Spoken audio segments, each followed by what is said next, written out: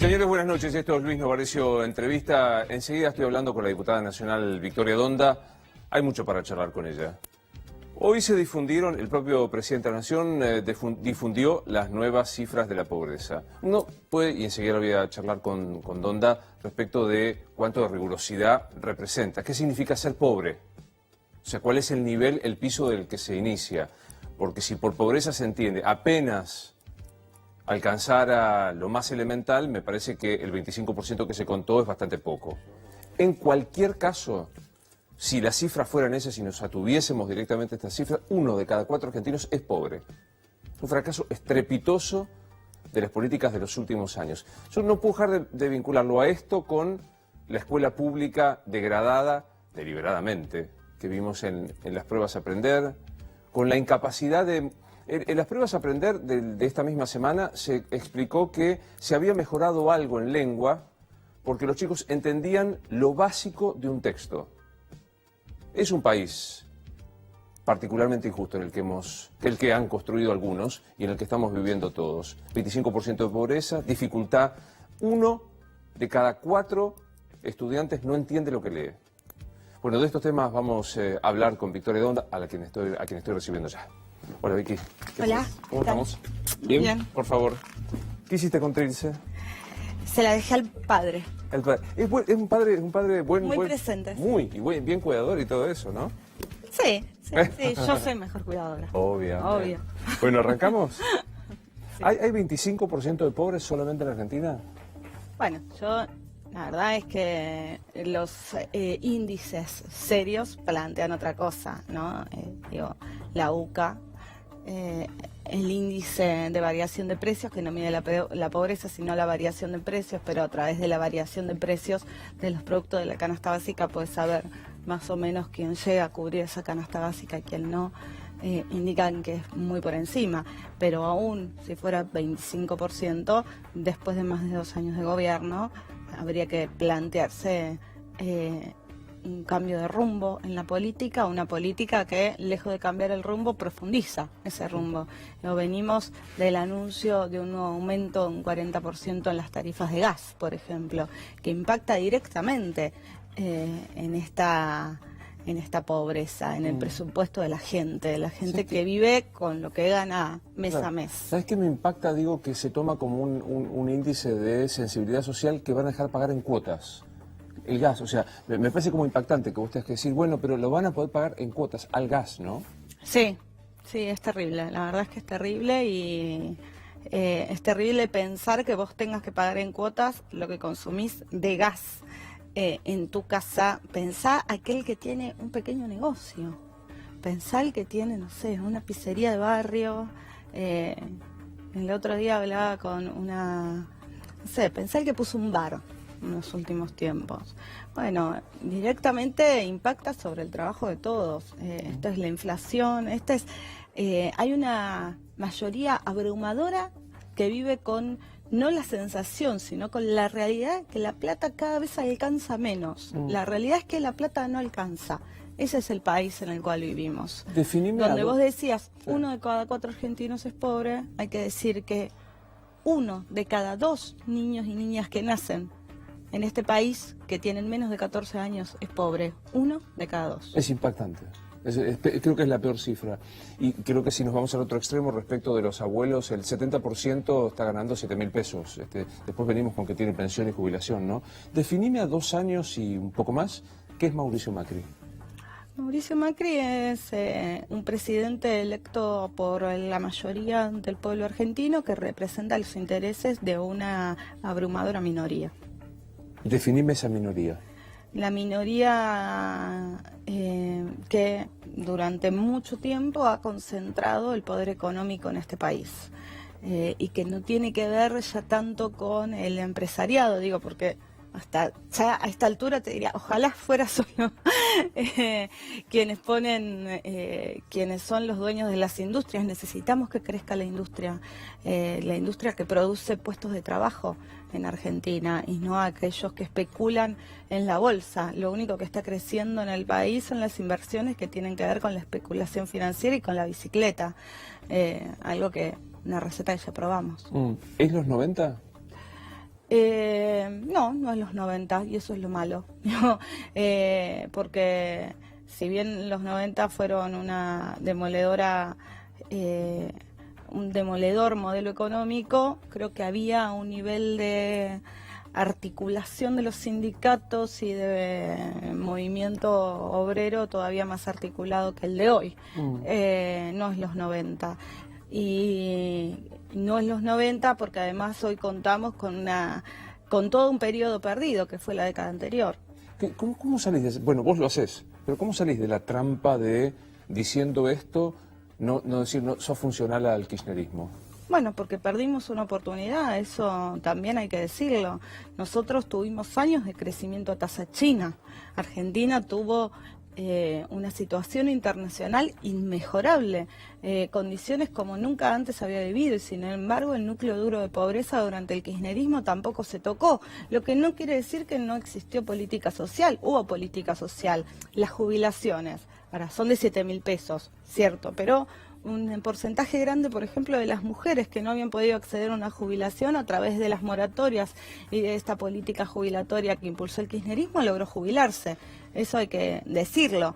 El problema es que desde el 2006 la intervención del INDEC generó, por un lado, una política de ocultamiento de la inflación y por otro lado, más pobreza. Entonces, no hay que confundir las políticas de asistencia a la pobreza con políticas de modificación estructural del modelo político y económico. Eso no hubo en el kirchnerismo. El kirchnerismo fue asistencialismo. El kirchnerismo tuvo política de asistencia, que es necesaria, absolutamente necesaria. Ahora, nosotros tenemos que repensar el modelo productivo de Argentina. Si Argentina está concentrada y enfrascada en un tratado de libre comercio con la Unión Europea, donde vamos a seguir exportando porotos de soja para que nos vendan el aceite, y la verdad es que va a seguir siendo un problema, vamos a seguir siendo un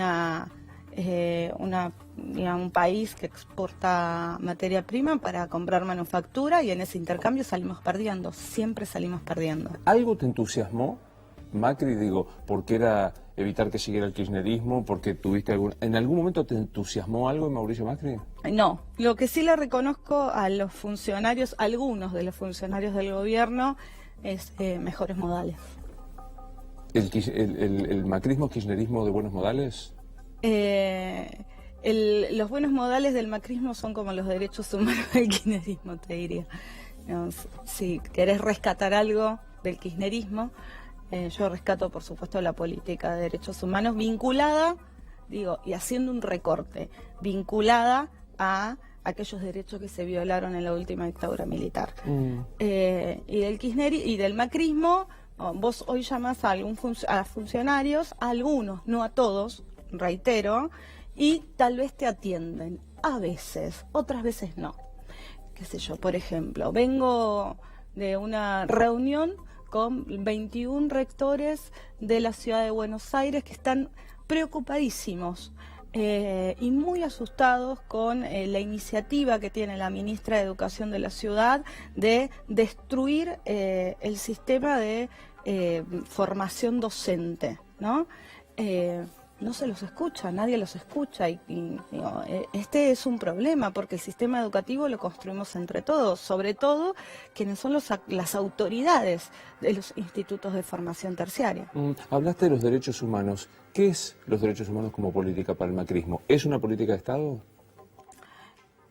Todos los gobiernos tienen política de Estado con los derechos humanos, por supuesto, es un escenario de disputa. Los derechos humanos son un concepto de disputa. El macrismo disputa el concepto de derechos humanos también.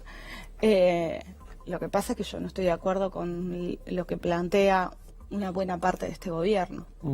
Cuando escuchás, ahí sentado Felipe Piña dijo, no es casual que ahora discutamos prisiones domiciliarias para Astiz o demás. ¿Crees que es un tiempo, un signo de los tiempos lo que está pasando?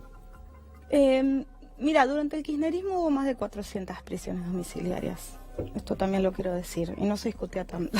¿Aún con represores? Sí.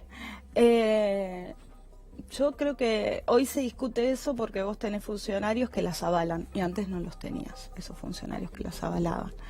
Entonces, hoy se discute eso porque el Servicio Penitenciario Federal, que lo que hace es aconsejar que por sobrepoblación una determinada cantidad de genocidas, entre otros narcotraficantes, secuestradores, violadores, puedan ir a prisión domiciliaria, cuando en realidad la política debería ser otra, debería ser revisar aquellos, no que están condenados y que son culpables, sino revisar la enorme cantidad de prisiones preventivas que tenés que son inocentes, hasta que se demuestre lo contrario, y son más del 70% de la población carcelaria. Yo con esto quiero decir, ¿hay sobrepoblación carcelaria? Sí, pero ¿qué tipo de política nos vamos a dar para que esa sobrepoblación carcelaria no sea en desmedro de la calidad de vida de las personas que viven intramuros?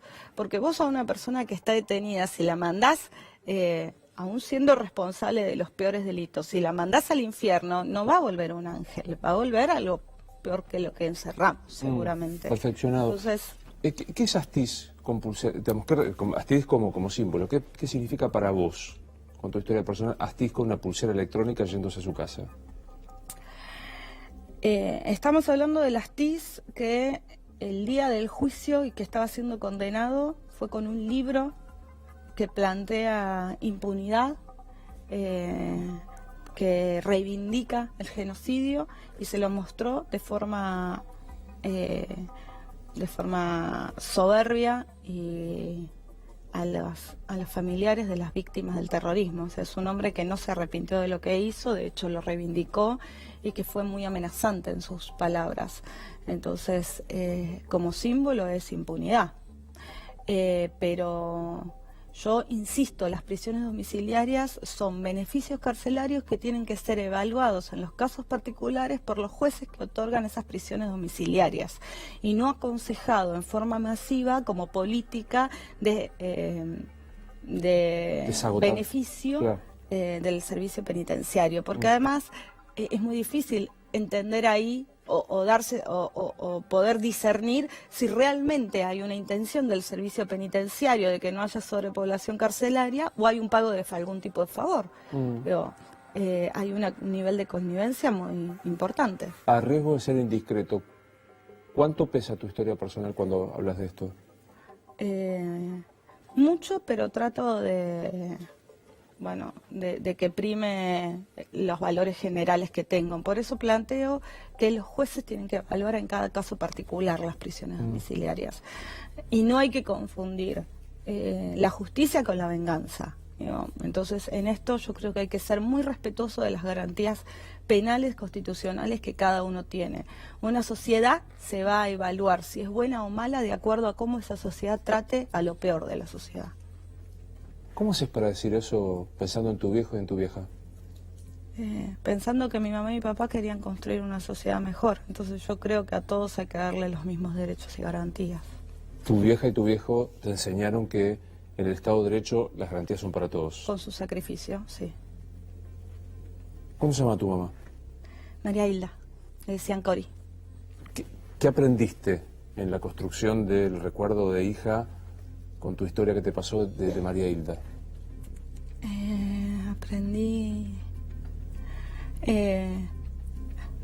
Aprendí a que a veces ser terca no es tan malo. La uso para justificarme todos mis defectos. Te voy a ayudar. Alguna vez me dijo Rafael Bielsa, pues yo decía, yo mucho talento no tengo, soy terco. Y me dijo, no digas más terco, porque terco es persistir en el error. Tenaz. Entonces te ayudo. Ahí está, dale, tenaz. De María Hilda, la tenacidad. Sí, tenaz. ¿Qué hacía María Hilda? Contame de lo que supiste de su vida. Mi mamá estudiaba filosofía en la Facultad de Filosofía y Letras. Daba clases en la Villa Carlos Gardel de costura a las mujeres. Les enseñaba a coser. Le gustaba mucho coser a mi mamá, tejer, bordar y estudiar filosofía. Era muy alegre, así, todas la describen así como una campanita que siempre se estaba riendo y hacía chistes. Y estaba muy enamorada de mi papá y era muy celosa. ¿Y su viejo cómo se llamaba?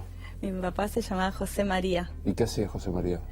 José María había estudiado en el liceo naval en Río Santiago, y no le habían dado el título de Guardia Marina porque había habido una revuelta en el colegio y él había participado. Él militaba desde muy chico ya en ese liceo. Era de la FARC. Mi papá era más tímido que mi mamá, hablaba menos.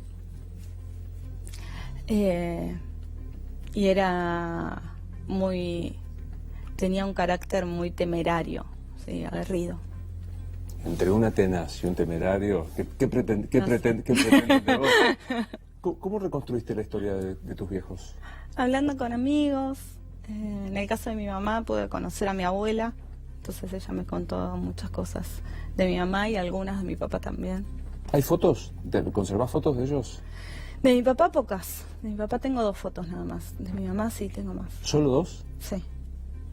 ¿Y de qué son? ¿En qué circunstancias son? Del casamiento y del liceo. ¿Y de mamá sí hay más? ¿De María Hilda hay más? Sí, de mi mamá hay más.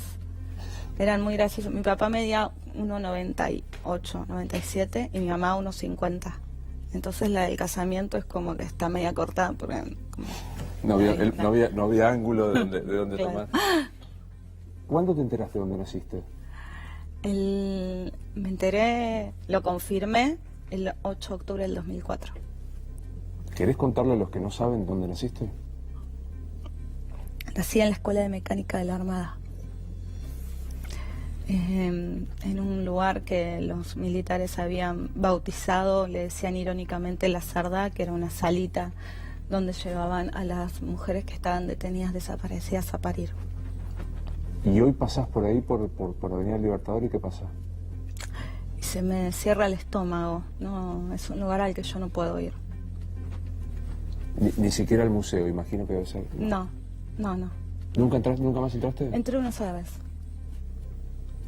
No, prefiero no pasar por ese lugar. Ayer estaba ahí sentado Ricardo Gil Lavedra, uno de los vocales del juicio de las juntas.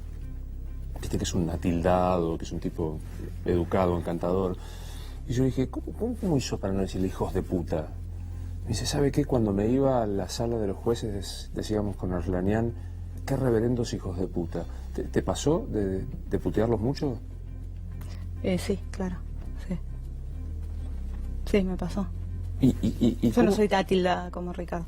Yo soy, aparte, en la política, Ricardo para mí es un gran amigo. Pero es muy atildado, sí. Viste que él habla. Sí, yo digo, ¿y cómo, digamos, nosotros podemos coincidir o no, la gente puede coincidir o no, pero vos sos mejor persona, sos extraordinaria, sos mejor que todos nosotros por esto que te pasó. Digo, ¿cómo reconvertís esta cosa de que cualquiera reaccionaría visceralmente y vos podés decir a los represores incluso garantías del derecho penal?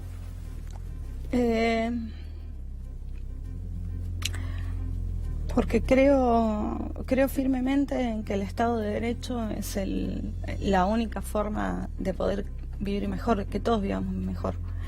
Y que ir contra las garantías de algunos, por más atroz que sea, es ir contra las garantías de las minorías, de todos, de los más pobres, de los que no tienen abogado, de los que están encerrados.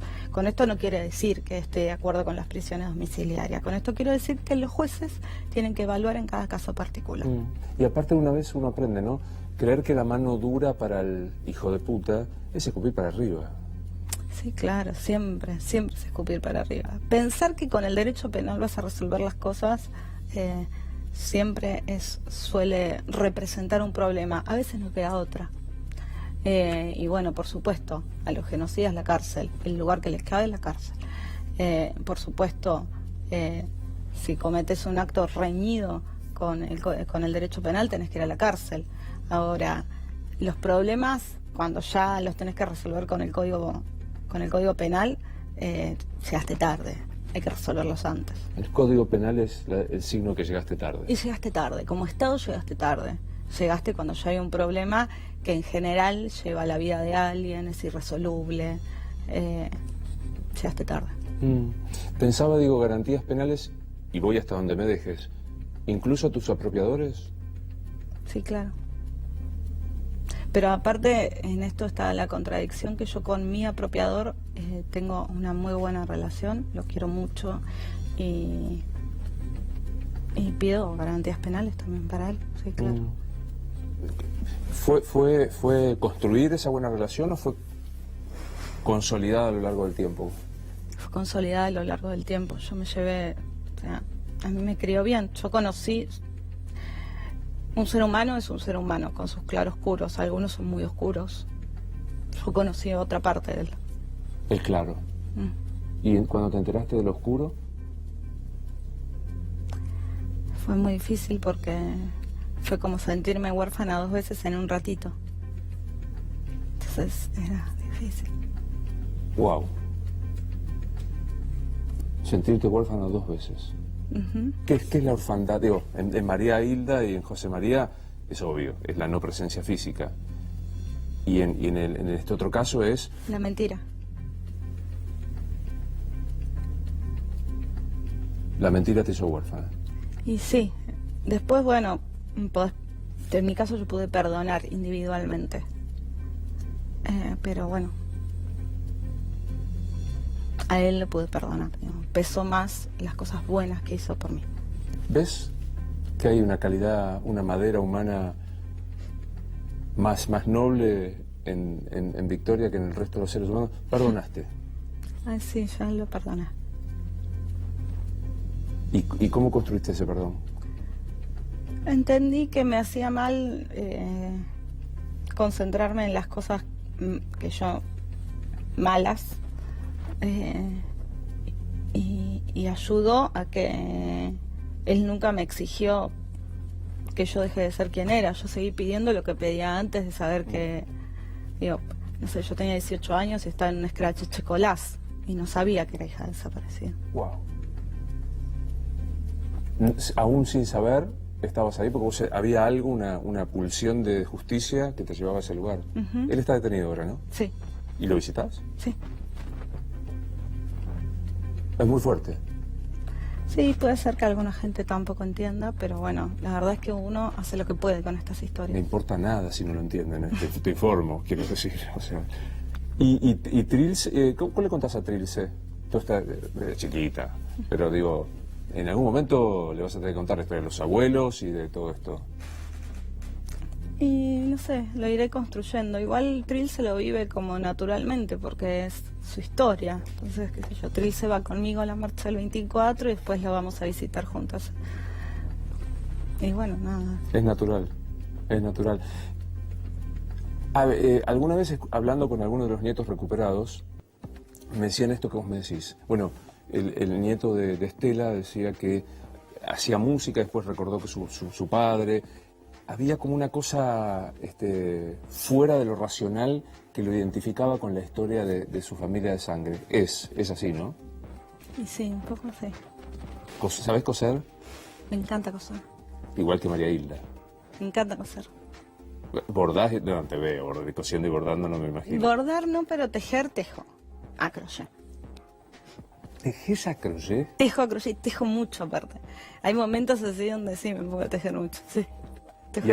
Ahí está la vieja, ahí está mamá. Ahí está mamá. ¿Y cómo aprendiste digamos, como cualquiera, así o alguien te enseñó?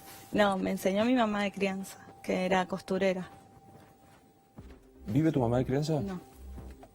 ¿Y ahí también hubo perdón?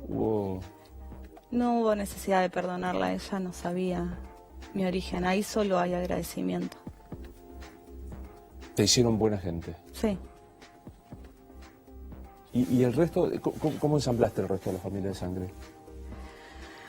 Tengo una hermana biológica con quien construyo una relación y también mi hija y también mis sobrinos de parte de mi hermana biológica. Tengo mi hermanita menor, hermana con quien nos criamos juntas y que es la única persona con la que comparto todo y que nos conocemos las dos mucho. Tengo mi sobrinito y trato de ensamblar todo. Tengo mis tías y bueno, tengo algún tío al que no voy a visitar, que es el represor, digamos. Claro. Obviamente, obvio. ¿Y por ese tío qué pasa? ¿Qué hay? Nada. Nada. Incluso ese tío represor, garantías del derecho penal. A todos. A todas las personas. Las garantías están para resguardar no a la persona, sino al Estado de Derecho. Y el Estado de Derecho es muy importante. ¿Cuánto de tu historia ayudó a construir este personaje de una mujer polentosa, polémica? Viste que vos, o sea, nunca en una sesión pasás desapercibida, nunca en una discusión pasás... ¿Cuánto de eso? Y yo soy, o sea, mi historia es parte mía, con lo cual supongo que todo. Ahí. ¿Cuándo supiste, nada, una pregunta idiota, pero a ver, ¿cuándo dijiste el feminismo merece también como la defensa de los derechos humanos? Finalmente es un derecho humano de igualdad, el feminismo levanto bandera. ¿Cuándo fue? En un taller con compañeras de los barrios, una compañera dijo algo que era tan obvio, pero fue hace muchos años. Fue hace como un montón, 15 años. Era tan obvio que hoy lo pensábamos muchas de nosotras, pero en ese momento no era tan obvio. Y era, nosotras como que hablábamos del feminismo y era más las sufragistas, o sea, como cosas que quedaban lejos en ese momento. Y una compañera dijo una vez, dice, bueno, pero si nosotros peleamos para que en la sociedad no haya esta diferencia entre pobres y ricos, tampoco tiene que haber diferencia entre hombres y mujeres. Y dije, claro. A ver, mira cómo era. ¿Cuánto de machistas seguimos siendo acá en esta sociedad? Muchísimo. Mucho. Somos muy machistas. ¿Somos, incluso muchas mujeres? Nos incluye a nosotras, porque el machismo no es algo inherente al ser hombre. ¿Ya? Es una construcción social. Es una construcción social donde un género, el masculino, subordina a otro género, el femenino. Pero siempre que hay una construcción de esas características, hay una parte de ese sector dominado que participa de ese ideario. Así que sí, somos muchas mujeres machistas. A mí me sorprende cuando algunas mujeres usan esta expresión y quiero ver cómo reaccionan. Yo no soy feminista, soy femenina. Y es que no entienden lo que es el feminismo, pero igual yo no las responsabilizo, yo en un momento tampoco lo entendía, hasta que una compañera no me dijo esto, que era como sentido común. Porque yo en esas mujeres, en muchas, hace poco hubo una polémica, hace unos meses, una cosa con Araceli. ¿Araceli González? Sí, que yo creo que es una mujer muy feminista. O sea, más allá de que ella no se identifique con el movimiento. Pero no hace falta identificarse como feminista para tener actitudes feministas. Las mujeres que transgreden, que rompen con lo establecido, que llevan las riendas de su vida, que muchas veces nos terminamos haciendo cargo de nuestra vida, de la vida de los que... O sea, en esas mujeres yo reconozco principios del feminismo, más allá de que no se identifiquen con el feminismo como movimiento. Eso es parte del feminismo popular. Si no, después tenés las intelectuales, ¿no? Las que están como en un lugar que uno es muy difícil llegarles, porque la mayoría de las mujeres no están en ese lugar. Feministas somos aquellas mujeres que queremos tener las mismas posibilidades de elegir y de decidir que un hombre. Eso es ser feminista. ¿Qué te pasa con... Darío Stanraiver dice, es tan potente el feminismo, tan verdaderamente perturbador, que hay que empezar a denostarlo de la peor manera. O sea, pero si no, se lo dejaría. O sea, feminazi, no son feministas, son feminazis. Primero no entienden lo que es el nazismo. Y el feminismo es la contracara, digamos, de eso. Y la verdad es que hay mucho, ¿cómo decirlo de forma respetuosa? Decilo como venga. Hay mucho pibito ignorante que usa ese término y que la verdad es que tiene que ver con el desconocimiento de lo que significó el nazismo para la humanidad y de lo que es ser feminista. Yo entiendo que hay un feminismo radicalizado, si querés, y que a veces te puede poner a la defensiva. Pero bueno, entendé que te estás poniendo a la defensiva y que lo único que estás defendiendo son privilegios de un sector de la sociedad que es los hombres. Yo digo, en el gran colectivo de las mujeres, tomar una parte por el todo es una enormidad, ¿no? Es un error, aparte, es un error terrible, pero que además también son necesarias, porque el problema es que el machismo es tan grande que sin muchas de estas feministas radicalizadas, digamos, sin esa parte del feminismo que tal vez te pone más en evidencia, hay cosas que se pasan desapercibidas. Entonces está bueno a veces un baldazo de agua fría para despertar un poquito y mover estructuras. Hay que agradecerles muchas cosas. Sin mujeres radicalizadas, no sé si usaríamos minifalda y bikini en las playas, en la casa. O sea, en ese momento también eran disruptivas. Bueno, también dentro del feminismo hay un sector disruptivo. Ese sector es necesario. Cuando ahora se va a dar el debate de la despenalización del aborto, y a mí me parece interesante que el debate sea la exposición de argumentos, es muy difícil debatir cuando te dicen, yo estoy a favor de la vida, vos sos un asesino. ¿Cómo arrancas a debatir? Totalmente, no hay forma. Entonces, lo que hay que plantear es la verdadera discusión que estamos dando nosotros. Yo no estoy discutiendo si estoy a favor o en contra del aborto, porque qué sé yo, el aborto o no aborto son situaciones particulares y decisiones particulares que se toman en un momento y que las toma una individua, digamos, una persona, una mujer.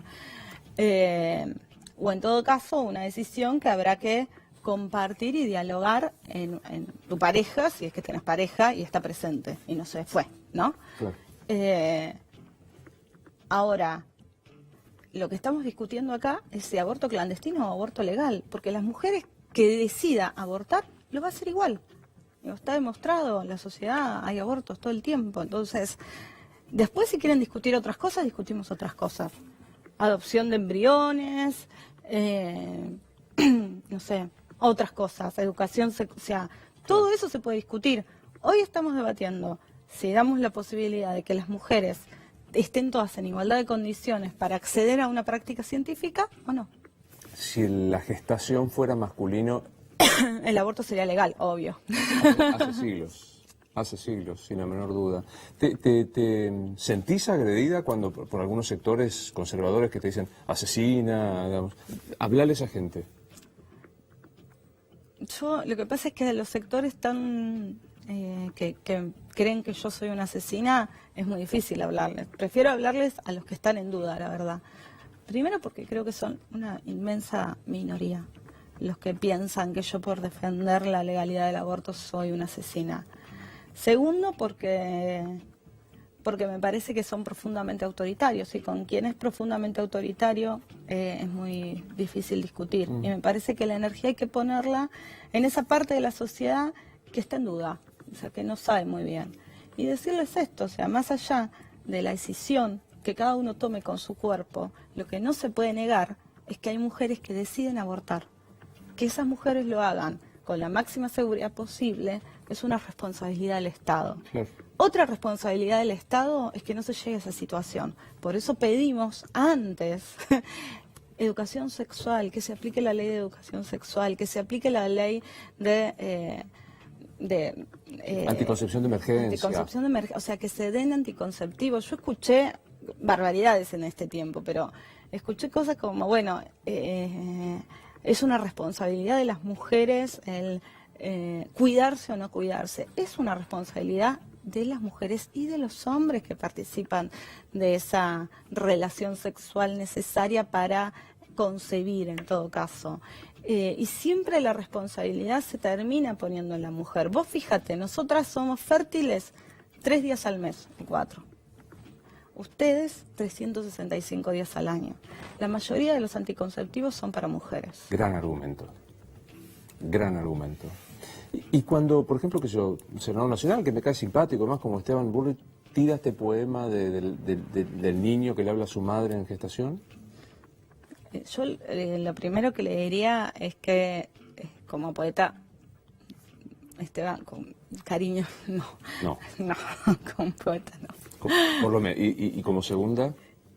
Que no sirve como argumento contra el debate que estamos dando. Si él cree que un embrión te habla, está bien. Digo, él puede tener, o sea, él obviamente tiene toda la libertad para creer eso, defender eso. Ahora, la discusión que yo quiero tener con él es si él está de acuerdo con que una mujer que decide hacerse un aborto se meta un palo de perejil, un tallo de perejil, o puede ir a un hospital. ¿Cuál es su decisión? ¿Cuál es el planteo que hace ante esa decisión que la mujer ya toma? En el medio de esto hay una discusión y aparece una mujer de mucho prestigio dentro de la Cámara, que es Carrió, de mucho prestigio en el gobierno, que propone no discutir en la Semana Santa el tema. ¿Cómo te paras frente a Carrió en general y en particular con esto? Lo primero que le diría a Carrió es que tenga en cuenta que el Estado debe ser laico y que no podemos considerar como funcionarios públicos credos particulares o situaciones particulares de credos, aunque sean credos importantes como el catolicismo a nivel de cuánta gente lo profesa en la población argentina, porque si no el Estado deja de ser laico, y yo creo en la laicidad. Digo, evidentemente ella como republicana no cree en una república laica, yo sí. ¿Qué es Carrió para la política? ¿Qué crees que es? ¿Qué representa Lilita Carrió? Yo creo que representa lamentablemente bastante de lo malo en la política. Sabés que es absolutamente políticamente incorrecto criticar a Carrió. En la ciudad que vos vivís, que tuvo el 50 y pico %. Sí, pero por suerte yo no comparto nada con Carrió. O sea, me parece una mujer destructiva para cada uno de los espacios que ella misma construyó. Me parece una mujer incoherente entre lo que plantea y lo que después hace. Me parece una mujer de formas absolutamente autoritarias. No le rescato nada a Carrió. De María Eugenia Vidal, en la mirada política, en una misma mirada política. No, de María Eugenia Vidal tengo, primero el ser gobernadora y el lograr ser gobernadora de la provincia de Buenos Aires, sin lugar a dudas, es un desafío que a cualquier mujer le hubiese costado asumir y que ella lo hizo, ¿no? Tengo muchas críticas a la gestión, no me siento identificada con su gestión en la provincia de Buenos Aires, pero no es una mujer con quien no se puede hablar. Con Carrió yo no puedo hablar. Sin metáfora. Sin metáfora. ¿Qué querés en la vida y en la vida política, Donda? ¿Qué quiero? Sí. Quiero aportar a construir un país mejor. Eso en la vida política y en mi vida también, pues no separo la política de lo personal. Para mí, lo personal es político. Viste que se le atribuye a Galeano, pero es de Birri, esta historia que para qué sirven las utopías, porque uno da 3 pasos y la utopía se te va a 4, y 5 y así, bueno, y Birri dice, para eso, para seguir caminando. Claro. ¿A dónde va tu utopía? Hoy, a tener un país donde no haya más de un 30% de pobres, donde estos niños que nacen por debajo de la línea de pobreza tengan igualdad de oportunidades que aquellos que no nacen por debajo de la línea de pobreza. Quiero un país sin pobres, esa es mi utopía. ¿Se afana mucho la política? Se afana mucho la política. También hay mucha gente honesta. La política es una herramienta, después vos la usás. ¿Para qué sirve la plata? ¿La plata?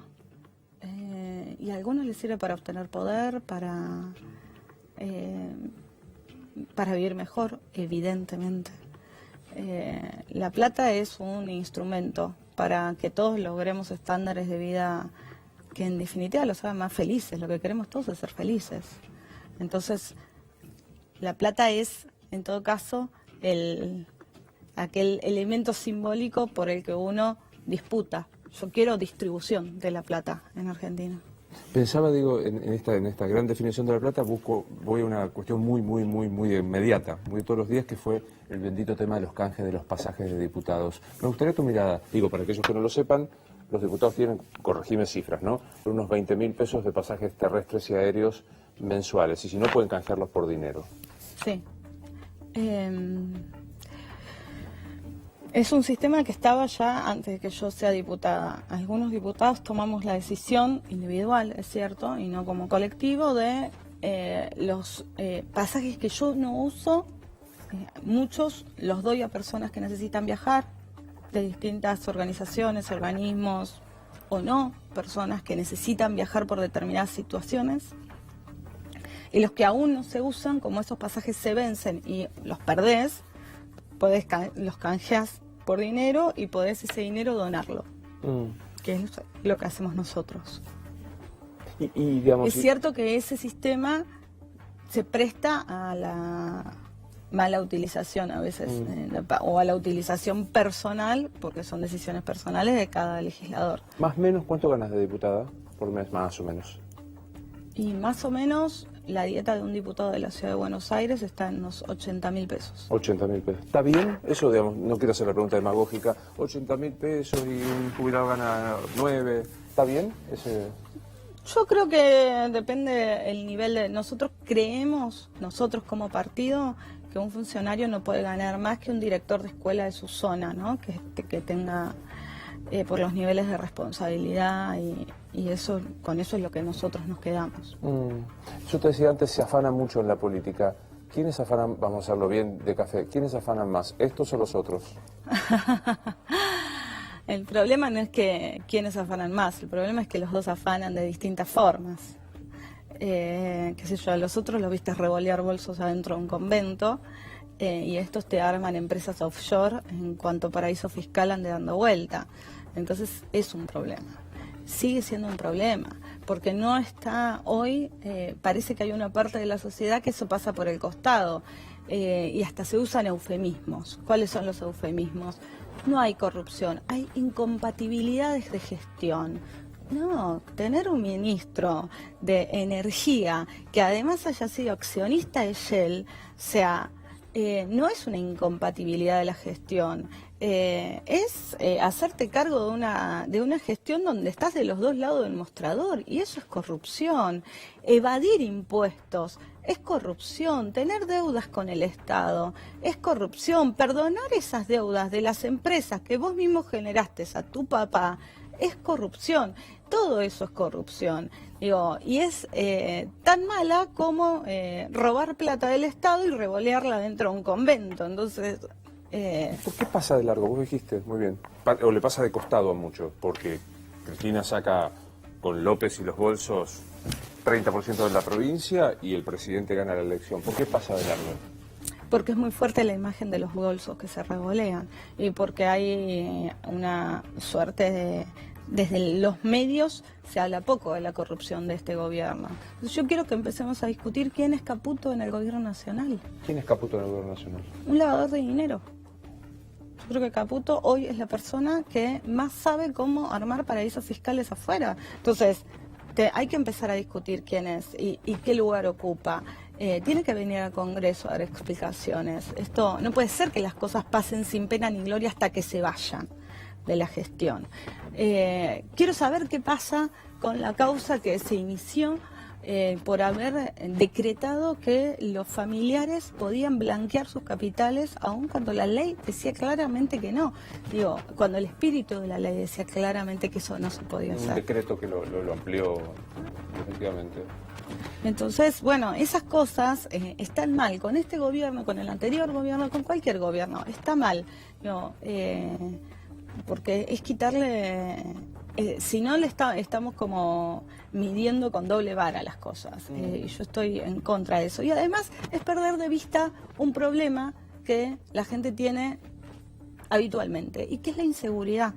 Hoy una parte grande de los problemas de inseguridad cotidianos que vivimos tienen que ver con el nivel de narcotráfico que hay en la sociedad, ¿no? Vos tenés mucho consumo de estupefacientes, tenés una capilaridad del delito del narcotráfico muy grande. Y tenés por otro lado, con bombos y platillos, te anuncian cada vez que meten preso a un dealer. ¿Al dealer lo tenés que meter preso? Sí. Lo que pasa es que al dealer vos lo metés preso y mañana te aparecen 3. Porque vos mientras tengas a los que ganan plata, ganando plata, vas a seguir teniendo dealers en la calle. Encontrar al dealer. O sea, entonces, el problema acá es que hay que empezar a seguir la ruta del dinero. Y la ruta del dinero termina en los paraísos fiscales, donde muchos funcionarios de este gobierno abren empresas offshore. Entonces yo quiero discutir los bolsos de López, las cuentas de Florencia, no sé, quiero discutir todo, pero también quiero discutir a los que abrieron empresas offshore con plata del Estado argentino o plata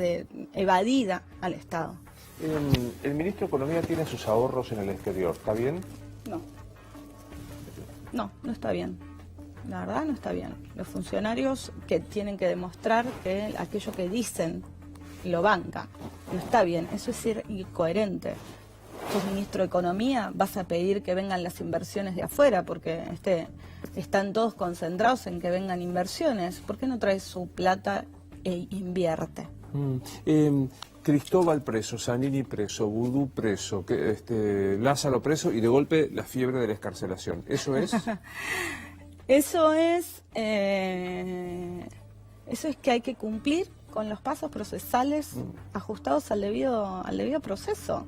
No es muy difícil. No es tan difícil, porque si no tenés idas y vueltas como estas en la justicia, una justicia que de por sí tiene ya sus vericuetos, ¿no? Digo, Comodoro Pi es una cosa, una zona en la cual la política en algún momento también se va a tener que meter para terminar con esa opacidad en la administración de justicia. Ahora, el debido proceso se le tiene que cumplir a todos, aún aquellos que yo creo tienen que estar presos, y que no estoy de acuerdo con algunos sectores que dicen que Vudú es un preso político. Yo no estoy de acuerdo con que es un preso político, no es cierto. Ahora, sí es cierto que también él hay que cumplirle con su debido proceso. Lo veía Delía los otros días cuando salía, nada menos que el 24 de marzo, y iba a la plaza y decía, hay muchos más presos políticos, y estamos hablando de Delía que atropelló al Estado de Derecho. Digo, ¿Delía es un preso político? ¿O fue un preso político? Yo no conozco la causa en profundidad de Delía. La verdad es que de las causas me parece que es en todo caso muy simbólico el tenerlo a Delía preso. Tampoco voy a defenderlo porque realmente no conozco la causa. Ahora, sí es tiene un simbolismo particular. No es lo mismo que Vudú. Está claro. Parece que total. Vicky, ¿nos morimos y qué pasa? Para lo que creo yo, nos morimos y nuestra energía queda con la gente que queremos. Queda con Trilce, queda con todo esto. No hay paraíso, purgatorio, infierno. No sé si creo en el concepto de paraíso. Sí creo que en algún momento te reencontrás con la gente que querés. Yo creo que la energía a algún lado va. Somos un montón de energía junta en átomos, materializados de alguna forma, y cuando nos morimos esa energía queda en algún lugar. Sí creo en la energía. ¿Querés o crees? ¿O deseas? No, creo. Es casi obvio. Te escuchaba decir, esa energía nos reencontramos con los que queremos, y pensé en María Hilda y José María. Y sí, me gustaría conocerlos. Y volver a ser la nena, o sea, que nunca pude ser. Porque cuando yo conocí a María Hilda y a José, ellos eran más chicos que lo que yo era. Claro, vos te enteraste de ellos a tus 24. Y ellos fueron desaparecidos a los 10, sí. Y mi papá 21, mi mamá 23. Muy jóvenes. ¿Fantaseás con ese encuentro energético que me pareció linda? Yo porque no creo nada, creo que se termina y se termina, pero digo... Igual que Pablo, sí, totalmente. Convénzanme, díganme que ¿fantaseás con ese encuentro? Y yo creo que me los he encontrado en algún momento. ¿Sí? Sí. ¿Cómo? Y mi papá a veces cuando voy a Diamante con mis tías, es el lugar donde él nació y su pueblo, en Entre Ríos, y con mi mamá muchas veces, no sé, cuando estoy con Trilce, el día que Trilce nació. ¿Y hablaste o la pensaste verbalmente? Sí. ¿Diciéndole? Qué sé yo, siempre les pido cosas, porque bueno, encima se fueron, así que... Por lo menos, dame la mano. Siempre, sí. Claro, loco, ayúdame. O sea, claro, totalmente. Sí, siempre les pido algo. ¿Y responden? Sí. Sí, responden. Sí, responden. ¿Tenés ganas de pedirle algo ahora a ellos? No, en este momento no se me ocurre, pero... me voy a dormir y le digo a mi mamá, vos cuidame la nena. ¿Cómo corresponde? Obvio. ¿Hay algo que no te pregunté que te hubiera gustado que te preguntara? No, creo que me preguntaste de todo. No me vas a hacer reclamo. Raro que no me hagas un reclamo final. Dale 30 segundos y me reclamas algo. No me dejes pensar. Me gustó verte. Gracias, a mí también.